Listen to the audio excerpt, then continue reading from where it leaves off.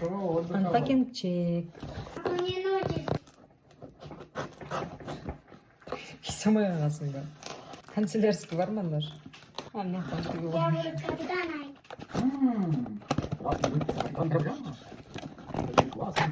Нихен бұл, нихен. Таң кет, қанша кешкен саңша дейді.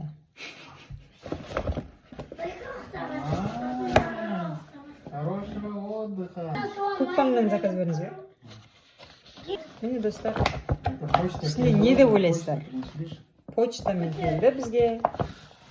Тарарам! Прикиньте.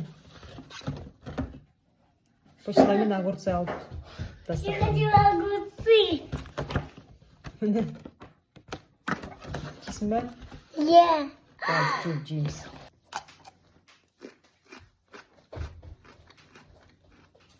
Қанша кило ішінде? 1 кило достар мына ішінде.